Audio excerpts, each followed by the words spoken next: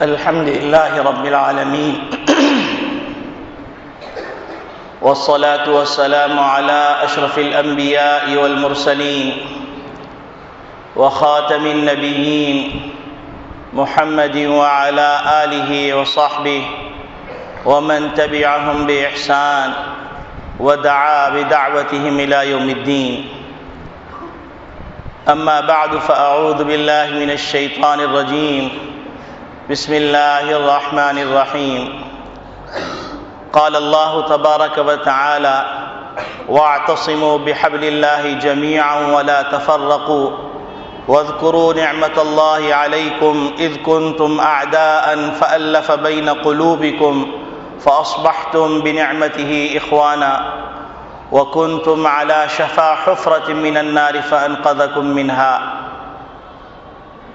وقال النبي صلى الله عليه وسلم: لا يؤمن أحدكم حتى أكون أحب إليه من والده وولده والناس أجمعين، أو كما قال عليه الصلاة والسلام.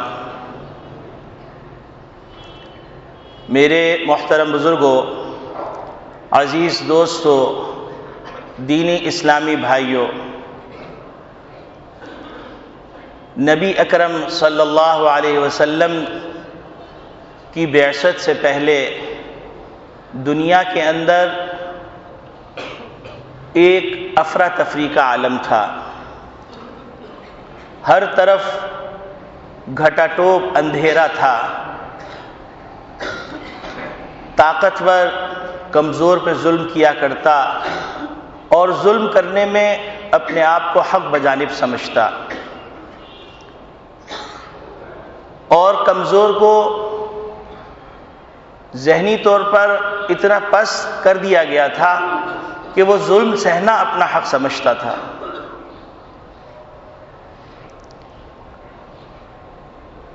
حضرت موسیٰ علیہ السلام کی دعوت وہ پوشیدہ ہو چکی تھی. حضرت موسیٰ علیہ السلام کی تعلیمات کے اندر قطع برید ہو چکا تھا، اور ایسے لوگ وجود میں آ چکے تھے جو اپنے آپ کو فقہا کہتے تھے اور اپنے آپ کو علماء کہتے تھے، اور وہ یہودی علماء اور فقہا صرف اور صرف ان کی ذمہ داری تھی کہ وہ تحریف کرتے تورات کے اندر، اور انہوں نے مذہب کو صرف ظلم کی شکل کے اندر باقی رکھا ہوا تھا، اور ظلم کی ایسی عجیب غریب داستانیں ہیں کہ جب ان داستانوں کو پڑھا جاتا ہے تو لگتا نہیں کہ یہ لوگ انسان بھی کہلانے کے مستحق ہیں یا نہیں. جب حد سے مرض بڑھ جاتا ہے تو اللہ رب العالمین اس کا علاج فرماتے ہیں. تو اللہ رب العالمین نے حضرت عیسیٰ علیہ السلام کو مبعوث فرمایا. حضرت عیسیٰ علیہ السلام نے آ کر لوگوں کو امن کا پیغام دیا، محبت کا پیغام دیا، رواداری کا پیغام دیا، اور ان کے کلمات عام طور پر تشبیہات کے اندر اور تمثیلات کے اندر ہوتے تھے، جس سے بعد کے زمانے میں بہت سے لوگوں نے غلط معنی گڑھ لیے. حضرت عیسیٰ علیہ السلام تشریف لائے اور آپ نے دعوت شروع کی، تو یہ دعوت براہ راست ان کی ریڑھ کی ہڈی پر چوٹ تھی، چونکہ انہوں نے جو اسلام اپنے مذہب کی تصویر گڑھ لی تھی وہ در حقیقت ایک اجارہ داری تھی، اور ظاہر سی بات ہے اجارہ داری کا جو خاصہ ہے وہ اپنے حریف کو برداشت نہیں کرتا. تو حضرت عیسیٰ علیہ السلام کے دشمن ہو گئے، ان پر بہتان لگانے لگے. چونکہ یہودی جو تھے وہ یہودی انتہائی خود غرض، بدمست، شراب نوش، حرام خور اور سود خور، اور سودی لین دین کے اندر انتہائی پستی کے اندر جا چکے تھے۔ اگر کوئی غریب سے کوئی غلطی ہوتی تو اس پہ حد جاری کروا دیتے، اور اگر کسی امیر سے غلطی ہوتی تو تورات میں تحریف کر دیتے اور اس کے پیسے لے لیتے۔ اور پھر انہوں نے گناہوں کے بخشانے کے لیے بھی ایک سلسلہ شروع کیا ہوا تھا، اس کی بھی رقم طے تھی، اس رقم کے مطابق کام کیا جاتا۔ انتہائی بدترین کردار کے حاملین تھے۔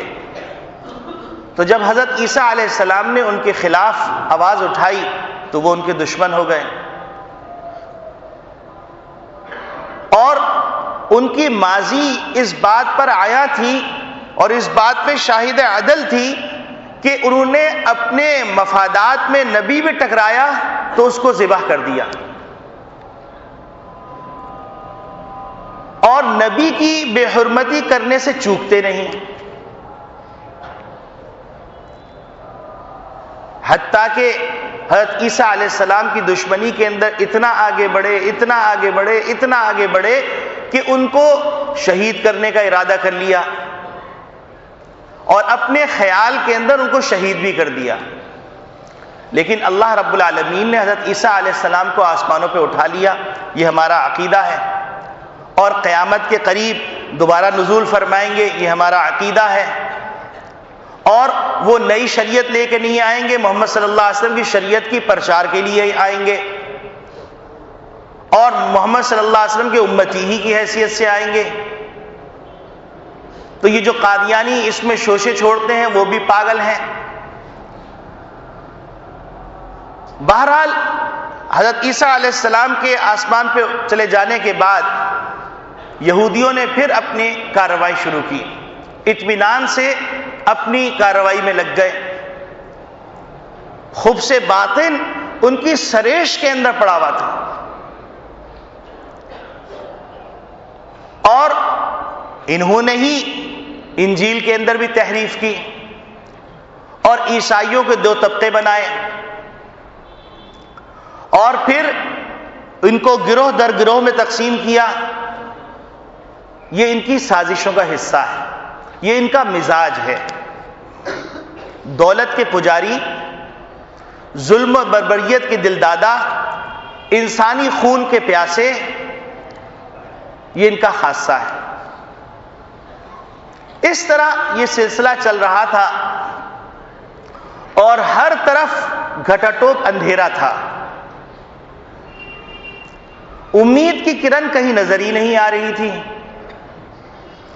جن لوگوں کے پاس تھوڑی سی ہدایت تھی وہ اس شمع ہدایت کو اپنے دامن میں چھپائے ہوئے کسی غار کے اندر چھپے بیٹھے ہوئے تھے، کہ اس خوف سے کہ کہیں ایسا نہ ہو کہ باطل کا کوئی جھونکا آئے اور اس چراغ کو گل کر دے۔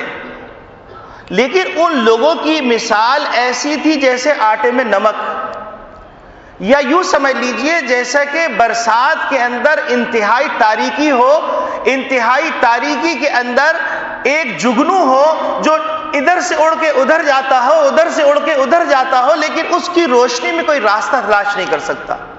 ان ہدایتی یافتہ لوگوں کی مثال ایسی تھی۔ لیکن کوئی ایسی شخصیت نہیں تھی جو اس ظلم کے خلاف آواز اٹھاتی، جو اللہ کی صفات کے اندر رد و بدل کیا گیا، اللہ کے کلام کے اندر جو رد و بدل کیا اس کے خلاف آواز اٹھاتی، ایسی کوئی شخصیت نہیں تھی۔ اس کے نتیجے کے اندر انہوں نے تورات کے اندر اتنی تحریف کی، اتنی تحریف کی، اتنی تحریف کی، حتیٰ کہ انہوں نے وہاں تلمود ان کی جو کتاب ہے اس کے اندر یہ بات لکھی بھی ہے کہ یہودیوں کے علاوہ، اور یہودی بھی وہ جو نسلاً یہودی ہو، یہودیوں کے علاوہ سارے انسان جانور اور کتے، بلی اور خنزیر کے مانند ہیں۔ اس کے اندر یہ بات لکھی بھی ہے کہ جو آدمی یہودی ہو وہ اگر کسی غیر یہودی کی عورت پہ اپنا حق جتلانا چاہے، اس سے زیادتی کرنا چاہے تو اس کا حق ہے اور اس کو حق دینا ذمہ داری۔ اور یہودیوں کے علاوہ جتنی مخلوقات ہیں، جتنی نسلیں انسانی ہیں، وہ سارے کے سارے یہودیوں کے غلام ہیں، ان کا مال ان کے لیے حلال ہے اور ان کا خون ان کے اوپر حدر ہے۔ یہ ان کا فلسفہ ہے۔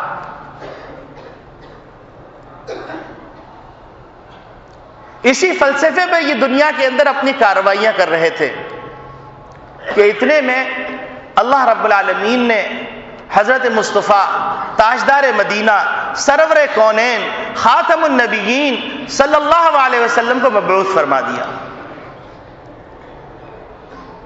ان کا خیال یہ تھا کہ یہ جو نبوت ملنے والی ہے، چونکہ حضرت عیسیٰ علیہ السلام نے بھی اس کی بشارت دی تھی، خود حضرت موسیٰ علیہ السلام نے بھی اس کی گواہی دی تھی، اس کی خوشخبری سنائی تھی، تو ان کا خیال یہ تھا کہ یہ بنو اسحاق کے اندر نبوت ہوگی، کیونکہ نبوت کے سلسلہ بنی اسرائیل کے اندر چلا آ رہا تھا زمانے سے، تو یہ سمجھ رہے تھے کہ نبوت کا سلسلہ بنو اسحاق کے اندر ہوگا، اور اسی غرض سے وہ ہجرت کر کے خیبر میں آ کے بس گئے تھے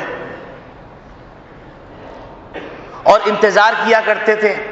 اور اگر کبھی جنگ ہوتی تو کہتے کہ ایک نبی آنے والا ہے جس کے پرچم تلے ہم بیٹھ کر جہاد کریں گے اور تم کو شکست دیں گے، لیکن ان کو یہ پتہ نہیں تھا کہ اللہ رب العالمین کی حکمت بالغہ ان کی عقل سے ورا ہے۔ تو اللہ رب العالمین نے بنو اسحاق کے بجائے بنو اسماعیل میں محمد صلی اللہ علیہ وسلم کی بعثت فرما دی اور خاتم النبیین بنا کے بھیجا۔ تو ان کی تو ماں مر گئی اور ان کے سینے پہ سانپ لوٹ گئے،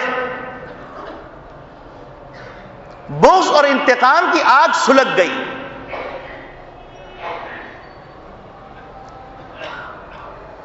اور اتنی سلگی بغض و انتقام کی آگ کہ اس کے نتیجے کے اندر انہوں نے خوب سازشیں کی اور محمد صلی اللہ علیہ وسلم کو مالی اعتبار سے، گروہی اعتبار سے، ثقافتی اعتبار سے، ہر اعتبار سے تکلیف دینے کے در پہ رہے، یہاں تک کہ ایک موقع پہ محمد صلی اللہ علیہ وسلم کو دعوت دی صلح کروانے کے لیے کسی طبقے کے درمیان، اور یہ منصوبہ بنایا کہ محمد صلی اللہ علیہ وسلم کو جس دیوار کے نیچے بٹھایا جائے گا اس دیوار پر چکی کا پاٹ پھینک کے محمد صلی اللہ علیہ وسلم کو شہید کر دیا جائے گا۔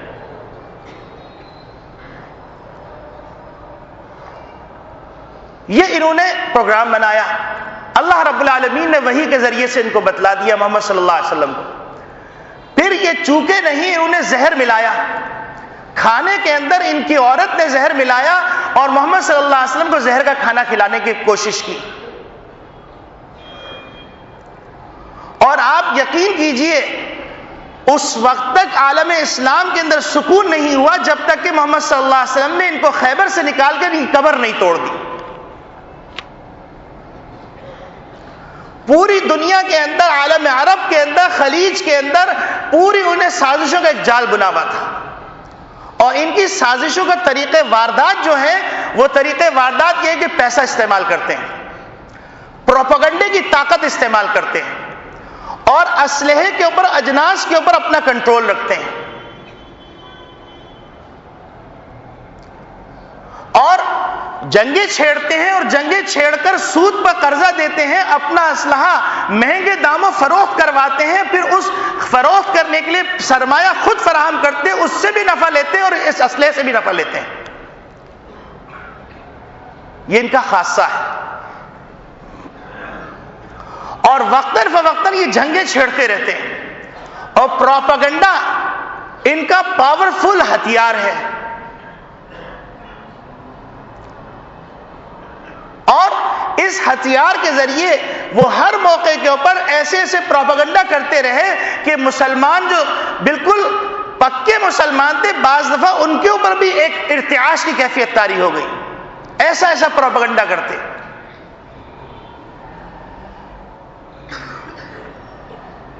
یہ یہودیوں کا خاصہ ہے، اور محمد صلی اللہ علیہ وسلم کی پیدائش کے بعد، بعثت کے بعد، یہ دشمنی اپنے عروج پہ پہنچ گئی، اور اس دشمنی کے اندر انہوں نے ہر وہ کام کیا جس کام کے ذریعے سے اسلام کو نقصان پہنچ سکتا، ہر وہ کوشش کی جس کوشش کے ذریعے سے اسلام کو نقصان پہنچ سکتا ہے۔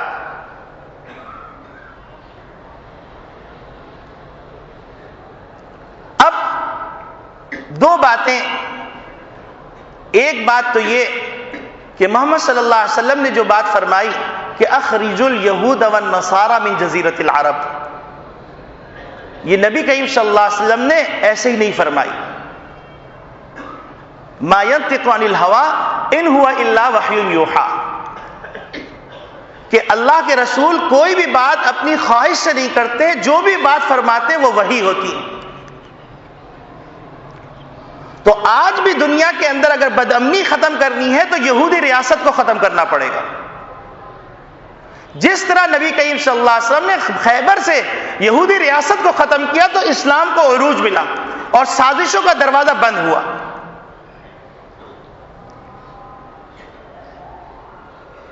آپ دیکھیے، اگر آپ کو تاریخ کا مطالعہ کریں گے تو آپ کو نظر آئے گا کہ امت مسلمہ کے اندر جہاں جہاں بگاڑ پیدا ہو رہا ہے یا اسلامی کلمات کے اندر، قرآن کے کلمات کے اندر کوئی نئی تعبیر کی جا رہی ہے، کوئی نئی تحریف کی جا رہی ہے، کوئی فرقہ وجود میں آ رہا ہے تو اس کے پیچھے یہودی دماغ کام کر رہا ہو۔ یہ ایک اٹل حقیقت ہے، چاہے وہ سبائی فتنہ ہو، چاہے خارجی فتنہ ہو، چاہے معتزلہ کا فتنہ ہو یا کوئی اور فتنہ ہو، آپ کو نظر آئے گا کہ وہاں پر یہودی دماغ کام کر رہا ہے۔ چاہے تو عثمان غنی رضی اللہ تعالیٰ عنہ کے خلاف سازش ہو یا حضرت علی المرتضیٰ رضی اللہ تعالیٰ عنہ کے خلاف سازش ہو، تو وہاں پر آپ کو نظر آئے گا کہ یہ یہودی دماغ اسی بغض باطن کی وجہ سے کام کر رہا ہے۔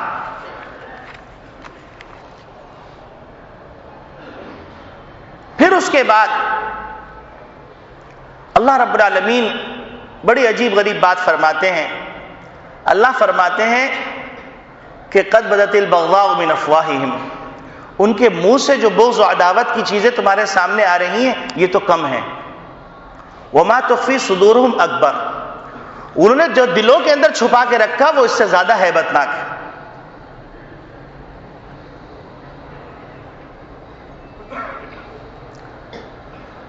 نبی کریم صلی اللہ علیہ وسلم نے ان فتنوں کا، چونکہ نبی کریم صلی اللہ علیہ وسلم کو وحی کے ذریعے سے حالات سے آگاہ کیا گیا تھا، حالات کا اطلاع دی گئی تھی، حالات کی خبر دی گئی تھی، تو محمد صلی اللہ علیہ وسلم نے ایک فارمولہ امت کو دیا، اور وہ فارمولہ کیا ہے؟ وہ فارمولہ نبی کریم صلی اللہ علیہ وسلم نے فرمایا کہ دیکھو میرے بعد چونکہ فتنوں کا ایک انبار ہوگا، آزمائشوں کا ایک انبار ہوگا، اور مختلف قسم کے گروہ، مختلف قسم کے طبقات وجود میں آتے رہیں گے، تو نبی کریم صلی اللہ علیہ وسلم نے اپنی امت کو حق میں باقی رکھنے کے لیے فرمایا ترکت فیکم امرین، میں تمہارے درمیان دو باتیں چھوڑ کے جا رہا، ما تمسکتم لن تضلوا بعدی، جب تک تم ان کو تھامے رکھو گے تو میرے بعد گمراہ نہیں ہوگے، کتاب اللہ و سنتی، ایک اللہ کی کتاب اور دوسری حضور صلی اللہ علیہ وسلم کی سنت۔ تو مسلمان اس حقیقت کو نہیں پہنچ سکے، لیکن یہودی دماغ اس حقیقت کو پہنچ گیا، اور یہودی دماغ کبھی بھی سامنے آ کے کام نہیں کرتا، وہ کبھی عیسائی مشینری کے ذریعے سے کام کرواتا یا کسی اور تحریک کے ذریعے سے کام کرواتا۔ تو ہر زمانے کے اندر کبھی محمد صلی اللہ علیہ وسلم کی شان میں گستاخی کی واردات کی جاتی ہے، کبھی کلام اللہ کی شان میں بے حرمتی کا ارادہ کیا جاتا ہے، کیونکہ وہ جانتے ہیں کہ عیسائیت کو ہم نے بدل دیا، تورات کو ہم نے بدل دیا، زبور کو ہم نے بدل دیا، انجیل کو ہم نے بدل دیا، وہ تمام چیزیں بدل دی، لیکن مسلمانوں کے اندر جو تحریف نہیں ہو پا رہی ہے اس کی بنیادی وجہ یہ ہے کہ مسلمان کے پاس کلام اللہ ہے اور مسلمان کے پاس سنت رسول اللہ ہے۔ اس حقیقت کو وہ پہچان گئے، جب اس حقیقت کو پہچان گئے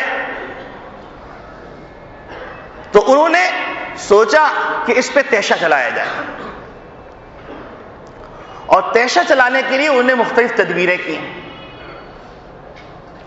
انہوں نے ایک تدبیر یہ کی کہ قرآن کریم کو جلانے کا ارادہ کیا، اور جب بر صغیر تھا اور وہاں پر برطانیہ کا اقتدار آ گیا تھا اور عیسائی پادری اپنا کام کر رہے تھے، تو وہ مختلف علاقوں کے اندر جا کے مختلف قسم کے شوشے چھوڑتے رہتے. قرآن کے اندر یہ حکم غلط ہے، قرآن کے اندر فلاں بات غلط ہے، قرآن کے اندر فلاں بات عقل سے ٹکراتی. جب انہوں نے دیکھا کہ ان شوشوں سے کام نہیں چل رہا تو انہوں نے ایک نیا حربہ اختیار کیا. نیا حربہ اختیار کیا کہ انہوں نے کلام مجید کو جلانے کا فیصلہ کر لیا اور اپنے پادریوں کو بھیجا. پادری گئے اور جانے کے بعد ہر جگہ سے قرآن شریف کا مطالبہ کرتے، قرآن شریف جمع کرتے اور اس کو جلا دیتے. ایک مکتب میں پہنچے اور مکتب میں پہنچنے کے بعد کہا کہ حافظ جی یہ سارے کلام مجید ہم کو دے دیجئے. تو حافظ جی نے کہا کہ آپ کیا کریں گے؟ تو انہوں نے کہا کہ ہم نے یہ فیصلہ کیا ہے کہ اس دنیا سے کلام مجید کو ختم کر دیں. تو حافظ جی کے اندر بھی ایمان تھا، صبح سے شام تک قرآن پڑھا رہے ہیں. ہماری نگاہ میں ایک مکتب کے حافظ کی قدر نہ ہو لیکن اللہ کی نگاہ میں بڑی قدر ہے. تو حافظ جی نے کہا اچھا آپ تشریف رکھیے. ان کو بٹھایا. بٹھانے کے بعد ان سے کہا کہ ایک بچے کو میں بلاتا ہوں. بچے کو بلایا، اس سے کہا بیٹا آپ سورہ طٰہٰ سنائیے. بچے نے سنائی. پھر دوسرے بچے کو بلایا، دوسری سورت. تیسرے بچے کو بلایا، تیسری سورت. اور پھر حافظ جی جوش ایمانی سے اور ولولے ایمانی سے متاثر ہو کے کہنے لگے کہ پادری صاحب آپ کلام مجید جلا دیں گے، آپ کاتبوں کے ہاتھ کاٹ دیں گے، لیکن وہ ہزاروں لاکھوں دلوں کا کیا کریں گے جس میں یہ کلام مجید محفوظ ہو چکا ہے. اب ان کے ہوش اڑ گئے کہ واقعہ ہے اس کلام مجید کو تو ختم نہیں کیا جا سکتا. تو انہوں نے ایک نئی سازش کی اور سازش یہ کی کہ انہوں نے انجیل کو فائر پروف کاغذ پہ لکھا، یعنی وہ کاغذ جو کاغذ کو آگ نہیں جلا سکتی، اور بر صغیر کے اندر بھیجا کیونکہ اللہ رب العالمین نے بر صغیر کو بڑا زرخیز بنایا ہے. جیسا کہ مشہور ہے کلام مجید نازل ہوا عرب کے اندر، پڑھا گیا مصر کے اندر، سمجھا گیا بر صغیر کے اندر. تو یہ پاکستان، ہندوستان، بنگلہ دیش معمولی زمینیں نہیں ہیں، یہاں کے افراد معمولی نہیں ہیں. یہیں سے وہ نسلیں پیدا ہوں گی جو حضرت امام مہدی کے پاس جائیں گی، حضرت عیسیٰ علیہ السلام بھی لشکر میں جائیں گی. یہودی اس بات کو سمجھتے ہیں، یہ کوئی افسانہ نہیں، یہ کوئی ڈھکوسلا نہیں، وہ اس حقیقت کو جانتے ہیں، مسلمانوں سے زیادہ جانتے ہیں، اس پہ یقین رکھتے ہیں اور اسی کے مطابق پوری اپنی اسٹریٹجی بناتے ہیں اور اس کے لیے اپنے شطرنج کے مہرے استعمال کرتے ہیں مسلمانوں کے روپوں میں، مختلف روپوں میں. تو بہرحال انہوں نے ایک نئی اسٹریٹجی بنائی اور اسٹریٹجی یہ بنائی کہ انہوں نے انجیل کو فائر پروف کاغذ میں لکھا اور بر صغیر بھیجا. بر صغیر بھیج کر پادریوں کو دے دیا. پادری چوکوں کے اوپر کھڑے ہوتے اور اعلان کرتے کہ اگر قرآن برحق ہے تو تم اس کو لے کے آؤ، ہم انجیل لے کے آتے ہیں، آگ جلاتے ہیں، قرآن کو بھی ڈالتے ہیں، انجیل کو بھی ڈالتے ہیں، جو جل گیا وہ باطل، جو بچ گیا وہ حق. اب یہ ایسا عجیب غریب چیلنج تھا کہ اگر اس چیلنج کو قبول کر لیا جاتا تو اس کے نتیجے کے اندر کتنے لوگ مرتد ہو جاتے ہیں، کیونکہ عوام کا ذہن تو بالکل خالی ہوتا ہے، وہ ظاہری چیزوں کو دیکھ کے متاثر ہو جاتے ہیں. اب یہ چیلنج در در لے کے پکار رہے ہیں. حضرت شاہ عبد العزیز محدث دہلوی رحمۃ اللہ علیہ کے کان میں یہ آواز پڑی. حضرت شاہ صاحب نے فرمایا، چونکہ برد قلندر تھے، فرمایا کہ میں اس چیلنج کو قبول کرتا ہوں. اب جب یہ بات مشہور ہوئی تو تمام اطراف سے لوگ کشاں کشاں دہلی میں جمع ہونے لگے کہ حضرت شاہ عبد العزیز محدث دہلوی رحمۃ اللہ علیہ نے اس چیلنج کو قبول کیا. جب مجمع جمع ہو گیا، حضرت شاہ صاحب نے فرمایا کہ دیکھو تم اپنا چیلنج دوبارہ دہراؤ. حضرت شاہ صاحب کے فرمان پر وہ کھڑا ہوا، اس نے چیلنج دہرایا. اب حضرت شاہ صاحب کھڑے ہوئے. حضرت شاہ صاحب کھڑے ہوئے، شاہ صاحب فرمانے لگے کہ میاں دیکھو ہم مسلمان لوگ بڑے جذباتی واقع ہوئے ہیں، ہم یہ گوارا نہیں کر سکتے کہ کلام اللہ آگ میں جلے، ہم باہر بیٹھے رہیں، لہذا پادری صاحب انجیل آپ اپنے سینے پہ رکھیے، میں کلام اپنے سینے پہ رکھتا ہوں، آپ بھی آگ میں کودیے، میں بھی آگ میں کودتا ہوں، جو بچ گیا وہ حق میں، جو نہ بچا وہ باطل۔ تو پادری صاحب کے تو فائر پروف نہیں تھے نا، پادری صاحب دم دبا کے بھاگ گئے۔ تو اسلام کے خلاف سازشوں کا ایک سلسلہ ہے، اور اس سلسلے کو ذہن میں رکھنے کے بعد موجودہ زمانے کے اندر جو کچھ واقعات ہو رہے ہیں اس کو سمجھنے کی کوشش کیجیے۔ یہ حادثاتی واقعات نہیں، یہ محمد صلی اللہ علیہ وسلم کی پیدائش سے شروع ہوئے ہیں اور قیامت تک جاری رہیں گے، اور ان سب کے پیچھے بغض محمد صلی اللہ علیہ وسلم ہے، بغض اسلام ہے۔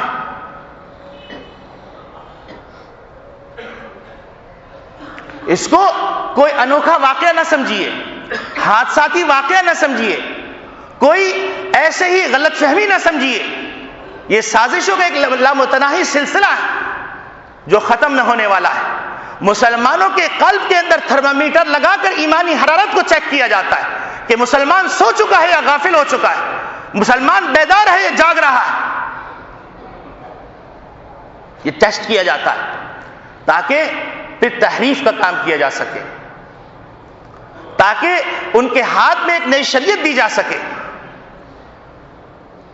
اس کے لیے انہیں بیس بنائی، لبرل مسلمان، فنڈامنٹلسٹ مسلمان، روشن خیال مسلمان، یہ طبقات بنائے گئے، اور اس کے لیے پورا میڈیا استعمال کیا جا رہا ہے، اس کے لیے پورے وسائل استعمال کیے جا رہے ہیں، اور مسلمانوں کے اندر یہ بات پیدا کی جا رہی ہے کہ دنیا اب ترقی کر چکی ہے، کلچر بہت ترقی کر چکا ہے، یہ فرسودہ باتیں چھوڑو، یہ جاہلانہ باتیں ہیں، یہ ذہن بنایا جا رہا ہے اور بتلایا جا رہا ہے کہ اپنے اندر ہمبلنس پیدا کرو، اپنے اندر رواداری پیدا کرو۔ آئیے ہم دیکھتے ہیں کہ ان کی رواداری کیا ہے۔ رواداری محمد صلی اللہ علیہ وسلم کو سکھا کے چلے گئے، اس کے بعد ہمیں کسی رواداری کی تعلیم کی ضرورت نہیں، ہم جانتے ہیں کہ ہمیں کہاں رواداری کا مظاہرہ کرنا ہے، اور ہم جانتے ہیں کہ رواداری کا اعلان کرنا آسان ہے لیکن عمل کرنا مشکل ہے۔ محمد نبی صلی اللہ علیہ وسلم نے اگر رواداری کا اعلان کیا تو کر کے بھی دکھلایا، ان کے غلاموں نے بھی کر کے دکھلایا، تاریخ شاہد عدل ہے۔ اگر ایسی بات نہیں ہے تو اٹھاؤ بیت المقدس کی تاریخ اور دیکھو حضرت عمر خطاب رضی اللہ تعالیٰ جب بیت المقدس میں آئے ہیں تو کتنا خون گرا ہے، اور پھر دیکھو جب تم لوگ آئے تھے بیت المقدس میں کتنا خون گرایا تھا، اور پھر آؤ تاریخ کے اوراق اٹھاؤ اور دیکھو کہ سلطان صلاح الدین ایوبی جب آئے تھے تو انہوں نے کیا اعلان کیا تھا، کیا معافی کا اعلان کیا تھا، اور کتنا خون بہا تھا، اور جب تم بیت المقدس میں آئے تھے تو کیا ہوا تھا کہ بچوں کو تم نے دیواروں پہ اٹھا کے مارا تھا، ماؤں کے حمل گرا دیے تھے۔ رواداری کی تعلیم ہم کو مت دو، اور ان کے غلاموں تم بھی سن لو، محمد صلی اللہ علیہ وسلم رواداری سکھلا کے گئے ہیں، ہم کو معلوم ہے رواداری کیا ہے، ہمیں معلوم ہے کہ محبت کیا ہے، ہمیں معلوم ہے کہ ہمدردی کیا ہے، ہمیں معلوم ہے کہ انسانیت کیا ہے، ہمیں معلوم ہے کہ ہیومن رائٹس کیا ہے۔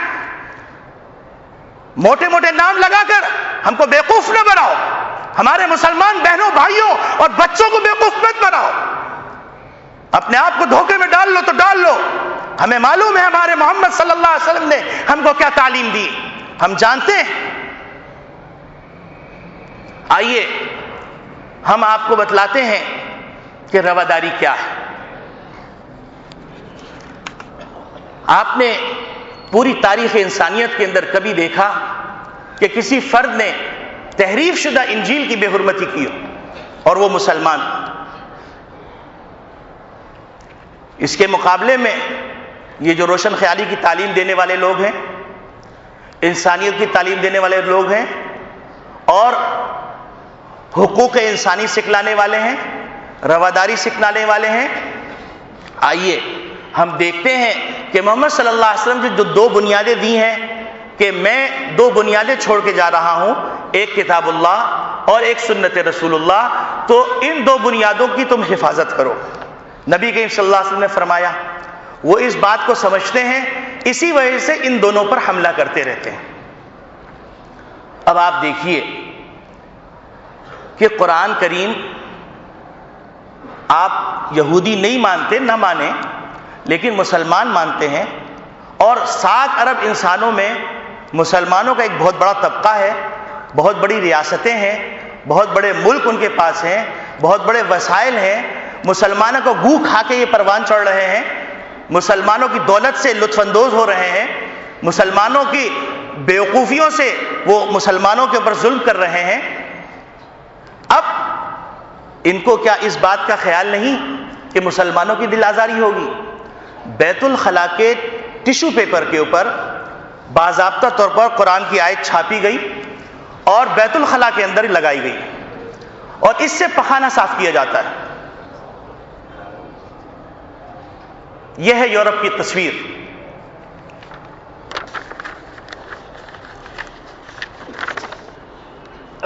اور اگر آپ کو یقین نہیں تو www.abunawaf.com میں ان تمام تصاویر کو آپ دیکھ سکتے ہیں۔ یہ کلام مجید ہے، اس کلام مجید کے اوپر شراب ڈالی گئی، پھر اس کے بعد بہت سخت جملہ کہہ رہا ہوں، پخانہ ڈالا گیا۔ یہ رواداری۔ بیت الخلاء کے اندر جانے سے پہلے جو پائیدان رکھا جاتا ہے اس پہ کلام مجید کھول کے رکھا گیا، اس پہ پاؤں رکھ کے بیت الخلاء جایا جا رہا ہے۔ یہ رواداری کی شکل ہے۔ یہ کلام مجید کو جلایا گیا اور روڈ پہ پھینک دیا گیا۔ یہ رواداری اور انسانیت ہے۔ اس کلام مجید کے اوپر چپل رکھی گئی، یہ رواداری اور انسانیت ہے۔ اس کلام مجید کے اندر چپل سے کلام مجید کو مارا جا رہا ہے، یہ رواداری اور انسانیت ہے۔ یہ ان کی صحیح تصویر ہے۔ حالانکہ ان کی جتنی ترقی ہے یہ ہمارے اندلس کے کتب خانوں سے کا نتیجہ ہے، ورنہ یہ جاہل اجٹ گوار تھے اور پوری زندگی لڑ لڑ کے مرمر کے گزری ہیں۔ آج خوبصورت کپڑے پہن کے انسانی کا درس درندے دے رہے ہیں۔ محمد صلی اللہ علیہ وسلم سکھلا کے چلے گئے جو سکھلانا تھا۔ اسی طریقے سے روڈ پہ رکھ کر کلام مجید کو جوتے مارے جا رہے ہیں۔ نعوذ باللہ من ذالک، باضابطہ طور پر لینڈا کلام مجید کے اوپر چپکایا گیا ہے۔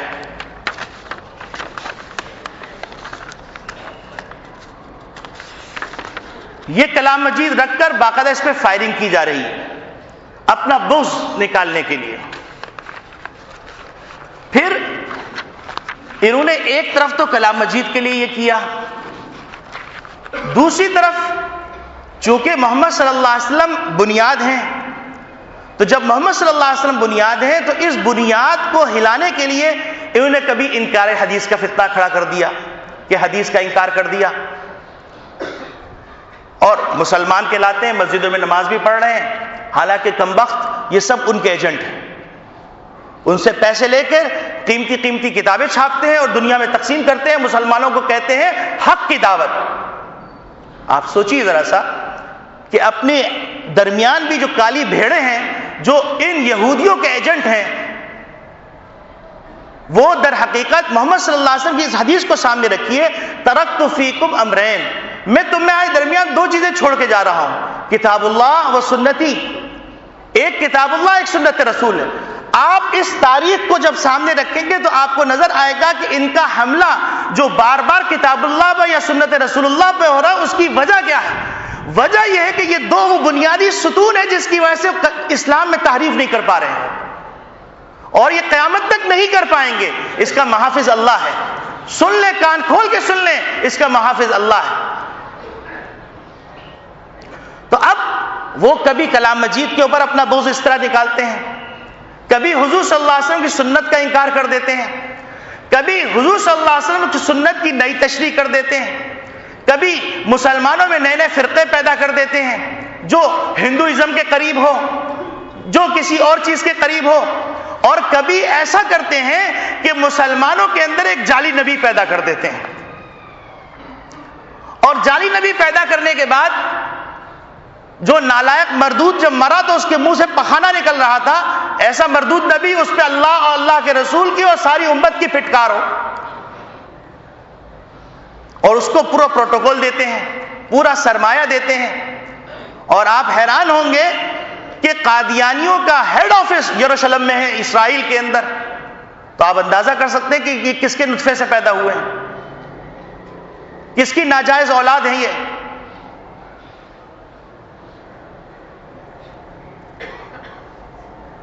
اور پھر اس کے اندر ان کو سیف کرنے کے لیے، تاکہ ان کی دعوت کو آسانی سے آگے بڑھایا جا سکے، اس کا پرچار کیا جا سکے، تو وہ یہ کہتے ہیں کہ رواداری کا تقاضا یہ ہے، آزادی رائے کا تقاضا یہ ہے کہ جو آدمی جو بات کہے اس کو کہنے دیا جائے، اس کی زبان نہ پکڑی جائے. اب میرا سوال ہے ان حضرات سے جو آزادی رائے کے خیال میں ہے، تو کیا وجہ ہے کہ آپ اس بات پر بڑا زور لگا رہے ہیں کہ قرآن کریم سے یہودی کی مذمت میں جو آیتیں ہیں وہ نکال دیجئے؟ آزادی رائے کے تو آپ قائل ہیں نا، تو یہودی کی مذمت کی آیتیں کیوں نکالنے کے در پہ ہیں؟ بھائی قرآن میں ہے، آپ کیوں جل رہے ہیں؟ آئیے اور آگے چلتے ہیں. جہاد، یہ فنڈامنٹلسٹ لوگ کہتے ہیں جہاد کی آیتیں قرآن سے نکال دیجئے. آزادی رائے کی آپ کے ہاں جب آزادی ہے تو آپ پڑھنے دیجئے آیات. کوئی کتاب جہاد کے عنوان پر نظر آئے گی، کتب خانے والے کو گرفتار کر لیا جائے گا. بھائی آزادی رائے ہے، کوئی بھی کچھ بھی لکھ لے. جب حضور کی شان میں گستاخی کرنے کے بارے میں آپ کہتے ہیں آزادی رائے ہے، تو پھر یہ آیات اگر ہیں تو آپ کو کیا اعتراض ہو رہا؟ اور آگے چلیے. ہولوکاسٹ جو جرمنی کے اندر ان کے اوپر واقعات ہوئے، انہوں نے پھر من گھڑت کہانیاں گھڑی، اور کہانیاں گھڑنے کے بعد انہوں نے یہ کہہ دیا کہ اس کے اوپر کوئی ڈسکشن نہیں کر سکتا، اور جو اس پہ ڈسکشن کرے گا وہ گرفتار کر لیا جائے گا. تو آزادی رائے کا گڈھا آپ گھوٹ رہے ہیں یا اسلام گھوٹ رہا ہے؟ اور اگر آزادی رائے اتنی آزاد ہے جتنی آپ فرما رہے ہیں، اگر اتنی آزاد ہے، تو پھر ہم سب کو اجازت دیجئے کہ ہم یہ اعلان کیا پھریں کہ لوگوں کے پاس دولت بہت جمع ہو گئی ہے، غریب لوگ ان کے گھروں پہ حملہ کریں اور ان کی دولت لوٹ لیں. آپ کہیں گے نہیں نہیں نہیں، یہ آزادی تھوڑی ہے.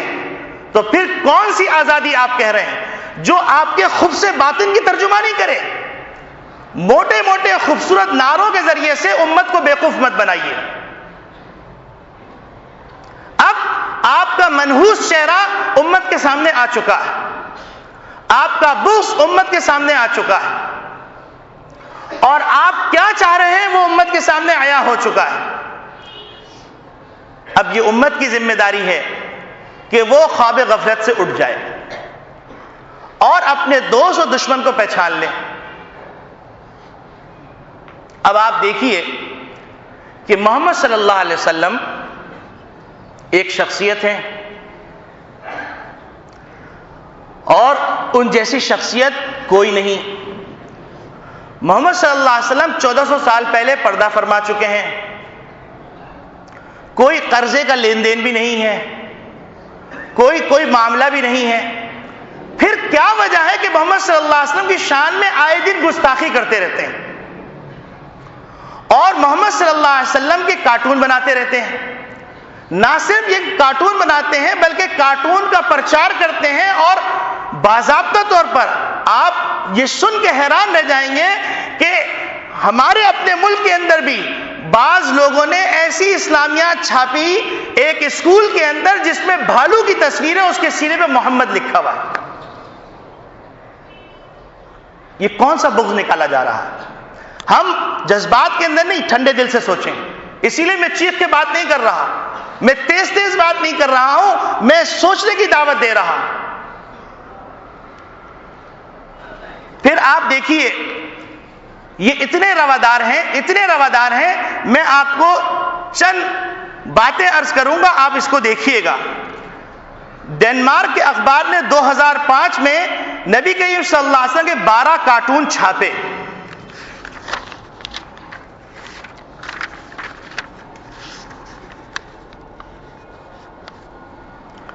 اور ان کارٹونوں میں دین اسلام اور محمد صلی اللہ علیہ وسلم کی ذات کو دہشت گردی، خودکش حملوں سے منسلک کرنے کی کوشش کی گئی. پھر اس کے بعد جرمنی کے اخبار نے چھاپے آپ تسلسل دیکھتے جائیے اور ملکوں کو دیکھتے جائیے کہ یہ کون سی تحریک ہے جو ان کو ان کے لیے محرک ہے، ان کے لیے باعث بن رہی ہے اور ان کو بار بار اس بات پہ مجبور کر رہی ہے۔ ایک اخبار ہو تو بات سمجھ میں آ جاتی ہے، غلطی سے چھپ گئے، معذرت کر لی۔ پھر سویڈش اخبار نے 2 کارٹون شائع کیے، پھر یہی کارٹون اس نے دوسرے ایڈیشن میں 7 جنوری 2006 میں چھاپے۔ پھر ناروے کے اخبار نے تمام 12 کارٹون 10 جنوری کو چھاپے۔ پھر میکسیکو کے اخبار نے ڈنمارک کے اخبار کے شائع ہونے والے کارٹون 30 جنوری کو چھاپے۔ پھر آئرلینڈ کے اخبار نے 6 کارٹون شائع کیے۔ پھر جرمن اخبار نے اور گریس نے یہ کارٹون دوبارہ 31 جنوری کو شائع کیے۔ پھر فرانس کے اخبار نے نہ صرف یہ کہ ڈنمارک کی طرف سے شائع ہونے والے کارٹون شائع کیے بلکہ اپنی طرف سے ایک کارٹون کا اضافہ بھی کیا۔ جرمن کے اخبار نے ان کارٹونوں کو شائع کرنے کا اعادہ کیا اور اس کے ساتھ جرمن کے 2 اخبارات نے یہ کارٹون بھی شائع کیے۔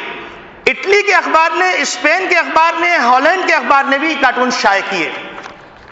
جرمن کے اخبار نے 2 فروری کو دوبارہ یہ کارٹون شائع کیے۔ امریکہ کے اخبار نے 2 کارٹون شائع کیے۔ بیلجیم کے اخبار نے 2 کارٹون شائع کیے 2 فروری کو۔ سوئس اخبار نے 4 فروری کو سارے کارٹون چھاپے۔ یوروگائے کے اخبار نے تمام 12 کارٹون شائع کیے۔ پرتگال کے اخبار نے یہ کارٹون شائع کیے 2 فروری کو۔ ارجنٹائن کے اخبار نے یہ کارٹون شائع کیے اور اس میں ایک کارٹون کا اضافہ کیا کہ محمد صلی اللہ علیہ وسلم کی نعوذ باللہ من ذالک تصویر بنائی ہے اور محمد صلی اللہ علیہ وسلم کے سر کے اوپر بم دکھایا گیا ہے کہ یہ خودکش بمبار ہے، نعوذ باللہ من ذالک، امن کا پیغام دینے والے۔ حالانکہ ان بدبختوں کے چہرے ملعون ہوئے ہیں، ان کی تاریخ سیاہ ہے اور یہی وجہ ہے کہ اس تاریخ کو یہ بیان نہیں کرتے۔ یہ اندلس اگر نہ ہوتا اور علماء عرب وہاں نہ پہنچتے، مسلمان وہاں نہ پہنچتے تو آج بھی یورپ جہالت کے دلدل میں پڑا ہوا ہوتا اور خون کی ندیاں بہہ رہی ہوتی، کیچڑ کے اندر ہوتا۔ یہ ہمارے علماء کی قربانیوں کا نتیجہ ہے اور ہماری ان کی اولادوں کی نااہلی ہے کہ یہ میراث ان کے ہاتھ سے نکل گئی۔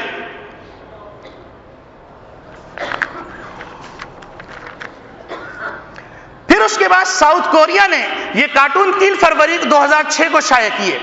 پھر نیوزی لینڈ کے ہفت روزہ اخبار نے ایک کارٹون شائع کیا۔ پھر آسٹریلیا کے ٹی وی نے یہ کارٹون اپنی شام کی خبروں میں دکھائے۔ پھر بیلجیم کے ایک اخبار نے ایک کھیل چھاپا جس میں نقطے ملانے سے نعوذ باللہ من ذالک محمد صلی اللہ علیہ وسلم کی تصویر بن جاتی۔ یہ ہے رواداری سکھلانے والے۔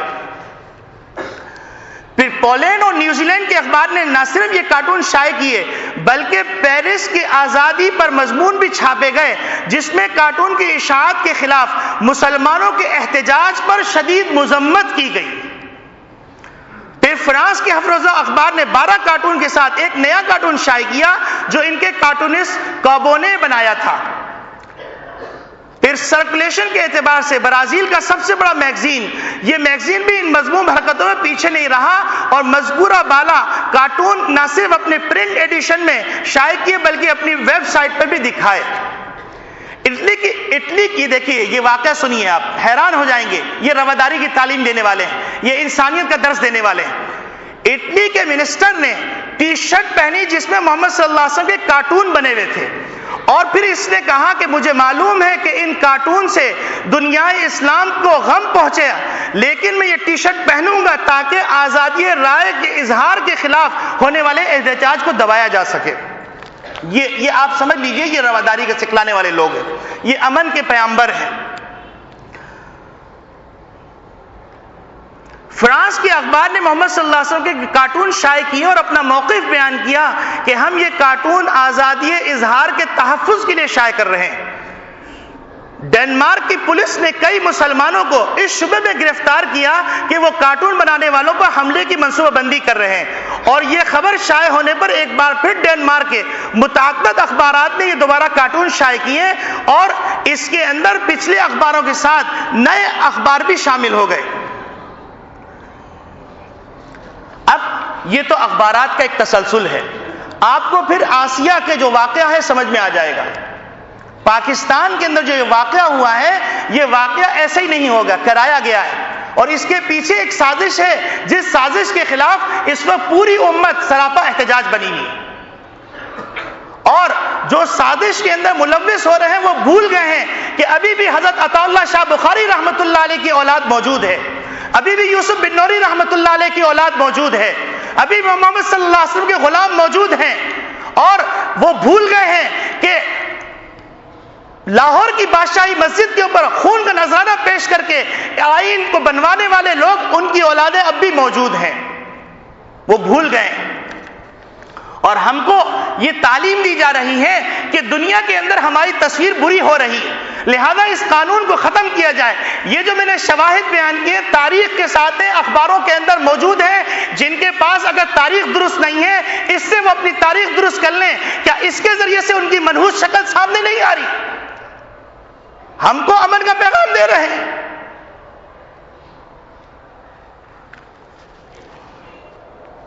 اب آپ دیکھیے، یہ تو اخبارات کی سطح پہ بات تھی، اٹلی کے ممبر کی سطح پہ بات تھی۔ اب آئیے، مسلمانوں نے احتجاج میں ڈنمارک کی چیزوں کا بائیکاٹ کیا، تو یورپی یونین نے ڈنمارک کی پشپناہی کی اور کہا کہ ڈنمارک کی مصنوعات کا بائیکاٹ کرنا عالمی تجارتی اصولوں کے خلاف گردانا جائے گا۔ 30 جنوری 2006 یہ خبر چھپ چکی ہے۔ امریکہ نے شام پر الزام لگایا کہ اس نے دمشق میں سفارتخانوں کو تحفظ کا مناسب انتظام نہیں کیا۔ وائٹ ہاؤس نے بیان جاری کیا کہ ہم ڈنمارک اور اپنے یورپی ساتھیوں کے ساتھ کھڑے ہوئے ہیں اور مسلمانوں کی طرف سے کیے جانے والے احتجاج کی شدید مذمت کرتے ہیں۔ برطانیہ کے وزیر اعظم ٹونی بلیئر نے ڈنمارک کے لیے اپنی مکمل حمایت اور تعاون کا اظہار کیا۔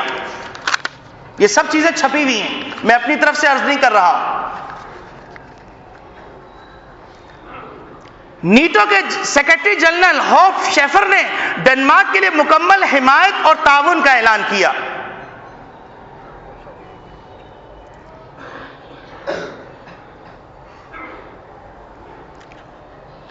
ڈنمارک میں امریکی سفیر نے مختلف میڈیا کے سامنے یہ اظہار کیا کہ امریکہ ڈنمارک کی پشت پر ہے اور 100% ڈنمارک کی حمایت کرتا ہے۔ اس نے یہ بھی کہا کہ امریکہ آزادی اظہار رائے کی حمایت کرتا ہے اور اس بنیاد پر کارٹون شائع کرنے والے اخبارات کے خلاف مداخلت نہیں کرے گا۔ امریکہ کے صدر جارج بش نے ڈنمارک کے وزیر اعظم کے ساتھ ملاقات کی اور اس کو یقین دلایا کہ امریکہ آپ کی مکمل حمایت کرے گا۔ یورپی یونین نے ایک قرارداد پاس کرتے ہوئے متنازع کارٹون کی اشاعت کے خلاف ہونے والے پرتشدد مظاہروں کی مذمت کی، اور اس قرارداد میں کہا گیا کہ یورپی یونین ڈنمارک اور ان تمام ممالک کے ساتھ ہے جو ان پرتشدد کارروائیوں کے نتیجے میں متاثر ہوئے ہیں۔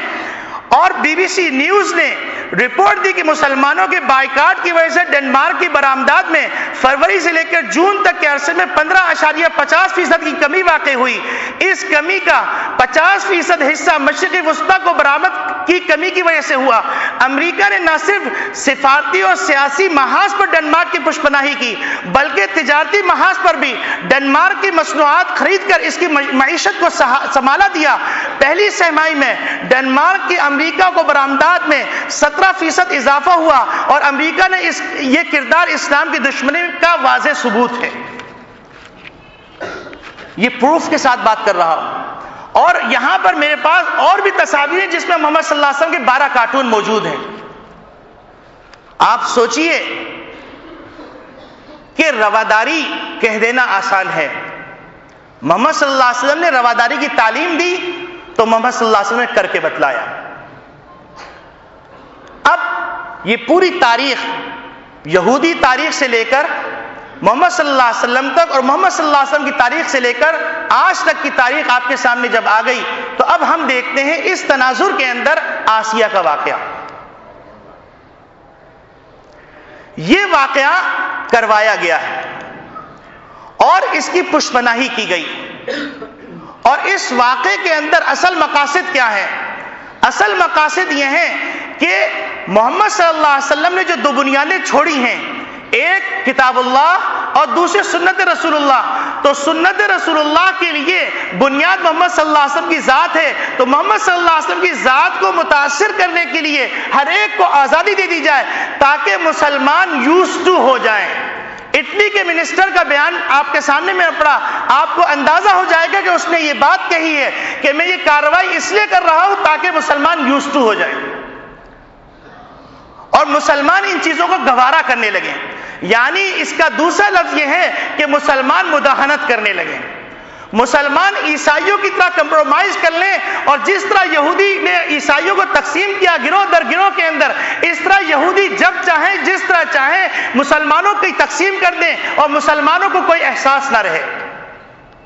اور اس کے لیے پیسہ خرچ کیا جا رہا ہے، اس کے لیے وسائل استعمال کیے جا رہے ہیں، اور پوری شد و مت کے ساتھ اس بات کی کوشش کی جا رہی ہے کہ مسلمانوں کے ملک پاکستان سے، جو مدینہ طیبہ کے بعد دنیا کا واحد ملک ہے جو اسلام کے نام پر بنا ہے، اس سے اس آئین کو ختم کر دیا جائے، اور اس کے لیے انہوں نے وزراء کو بھی خریدا ہے. تو میرے عزیز دوستو بھائیوں، یہ حالات ہیں، یہ جذباتیت نہیں ہے، یہ ایمان اور کفر کا معاملہ ہے، یہ زندگی اور موت کا سوال ہے. مسلمان کفر کی حالت کے اندر زندہ نہیں، مردہ ہے، اور محمد صلی اللہ علیہ وسلم کی بے توقیری ہوئی اور مسلمان زندہ رہے، یہ بہت بعید از بعید بات ہے.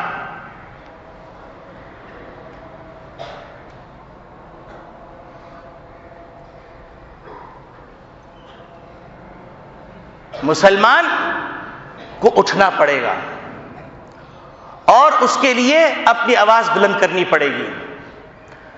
عالمی مجلس تحفظ ختم نبوت، جس کی تاریخ تمام مسلمانوں پر عیاں ہے، اور جس کے اندر جو علماء کا کردار ہے کسی سے پوشیدہ نہیں، چاہے شاہ عطا اللہ شاہ بخاری رحمۃ اللہ علیہ کو لیجئے، چاہے آپ حضرت جالندھری رحمۃ اللہ علیہ کو لیجئے، چاہے حضرت بنوری رحمۃ اللہ علیہ کو لیجئے، چاہے حضرت یوسف لدھیانوی شہید رحمۃ اللہ علیہ کو لیجئے، چاہے حضرت شاہ نفیس الحسنی صاحب رحمۃ اللہ علیہ کو لیجئے، چاہے حضرت مولانا کا اسم گرامی جو ابھی انتقال ہوا، حضرت خواجہ خان محمد صاحب رحمۃ اللہ علیہ کی تاریخ کو لیجئے، یہ سارے روشن ستارے ہیں. اس تحریک کے کوئی سیاسی مقاصد نہیں، اس تحریک نے کبھی سیاسی مقاصد کے لیے کام نہیں کیا، اس نے کبھی اپنی ذات کے لیے کام نہیں کیا. اس کی سرپرستی کرنے والے تمام وہ اکابرین رہے ہیں کہ جن اکابرین کے دامن پاک صاف ہیں، جن کا کردار امت پر آیا ہے. تو اسی عالمی تحفظ ختم نبوت کی طرف سے باضابطہ طور پر ایک قرارداد پیش کی جا رہی ہے، اور پھر اس کے بعد ایک پروگرام دیا جا رہا ہے. اس قرارداد کو بھی ہمیں پوری زور کے ساتھ منوانا ہے، اور اس کے اندر اپنی حمایت کا اعلان کرنا ہے، اور اس کے ساتھ ساتھ ہم کو ختم نبوت کی جتنے بھی پروگرام ہیں اس میں نہ صرف خود حصہ لینا ہے بلکہ اپنے دوست احباب کو بھی لے جا کر اس میں زیادہ سے زیادہ اپنا حصہ ڈالنا ہے.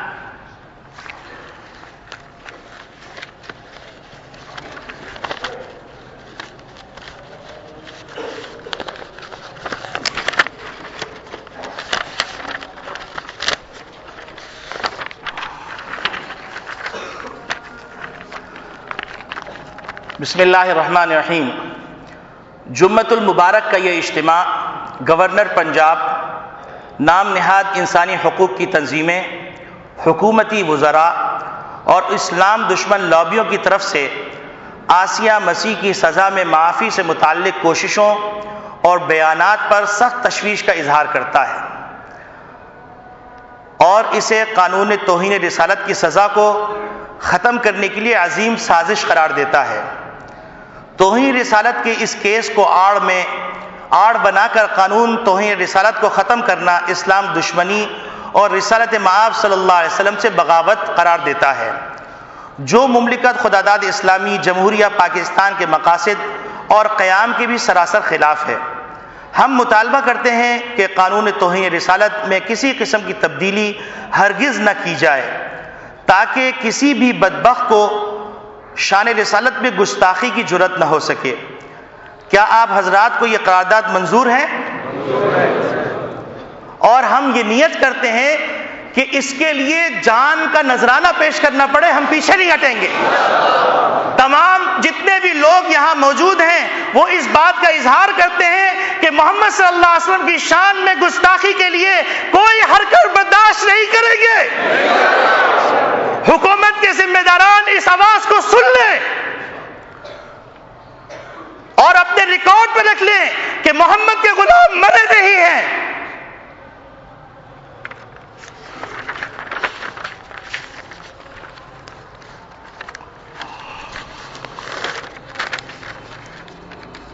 اس سلسلے میں 24 دسمبر 2010 کو نماز جمعہ کے بعد ملک گیر احتجاجی مظاہروں کا اعلان کیا گیا ہے۔ اس میں سب شرکت کریں گے انشاءاللہ، اور یہ مظاہرہ مسجد کے باہر سے شروع ہوگا اور نمائش پر جا کر ختم ہوگا۔ 31 دسمبر 2010 کو ملک گیر شٹر ڈاؤن ہڑتال کی کال دی گئی ہے۔ جس نے دکان کھولی سمجھ لیجئے وہ شیطان کا غلام ہے، فرعون کے ساتھ اپنا حشر کروانا چاہتا ہے۔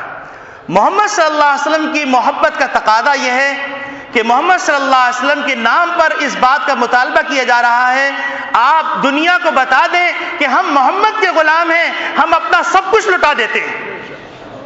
تو لہذا کوئی بھی شخص، یہ کوئی آپ کو گن پوائنٹ پہ نہیں کہا جا رہا، آپ کو یہ محمد کی محبت کا واسطہ دے کے کہا جا رہا ہے کہ محمد صلی اللہ علیہ وسلم کی محبت کا واسطہ، ان کے ناموس کا واسطہ، کہ محمد صلی اللہ علیہ وسلم کے نام پر اپنی دکانیں بند رکھیے گا۔ آپ اس کے لیے تیار ہیں؟ اور اپنے جہاں تک آواز پہنچا سکتے ہیں آپ پہنچائیے کہ محمد صلی اللہ علیہ وسلم کے نام پر 31 دسمبر کو شٹر ڈاؤن ہڑتال کی جائے گی۔